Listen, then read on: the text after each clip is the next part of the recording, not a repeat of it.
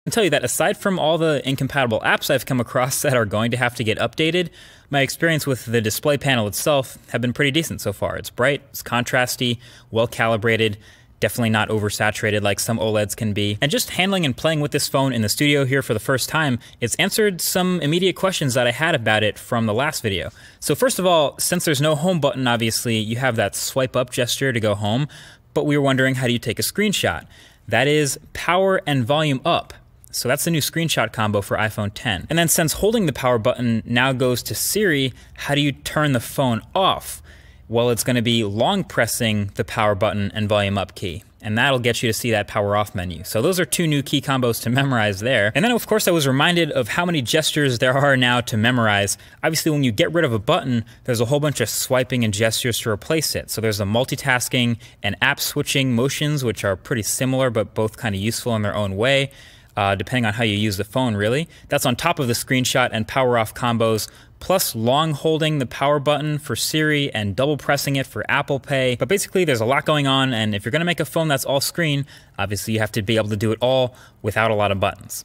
Anyway, one of the biggest differences between iPhone 8 and iPhone X is the new front-facing camera suite up at the top in that notch. The IR blaster, the depth sensor, etc. And all that enables a couple of new things with this phone. Number one is obviously Face ID. The setup, like you saw, was pretty quick and painless, and it's been working pretty well since then for unlocking my phone.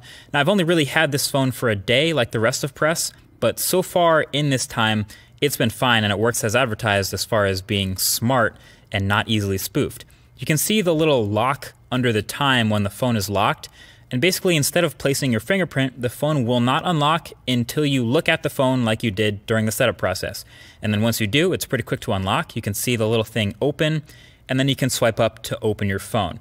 And sure enough, it doesn't work with a picture of you. It doesn't work when you're looking away. It doesn't work when your eyes are closed.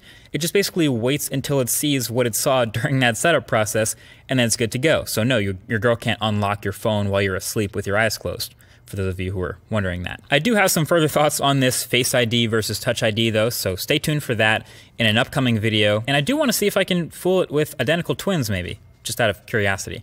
Anyway, with the new notch, you also get a new front-facing camera complete with selfie portrait mode. Messing around with it, it seems pretty average. Interestingly enough, that Pixel 2 that I've been testing seemed way more like confident with the front-facing camera portraits than the iPhone X. Now there's no doubt both of these will get better with time and software updates, but just from turning on portrait mode, switching the front-facing camera, and snapping a picture, these are the types of results you're gonna get. There's a pretty big difference between the two if you ask me, especially if you're looking at edges and hair and things like that. And sometimes the iPhone just didn't want to blur the background at all, just got really picky about the lighting. But that's something, again, we'll be testing a lot more for the full review of this phone. Oh yeah, and the new front-facing camera suite will get you Animojis. So yeah, you can see in these Animojis, the physics of things moving around is actually pretty on point. So if you're into it, you can map your face to a cartoon animal head and send it to someone in iMessage. But you still can't edit tweets though. So overall, there's a lot to test with the iPhone X now that I have it in my hands finally. As a matter of fact, definitely leave your thoughts right below that like button with things you want to see in the full review. Most likely things like battery life, camera quality, app performance, all that good stuff. But don't let me miss anything. But until then, definitely get subscribed for the upcoming videos on the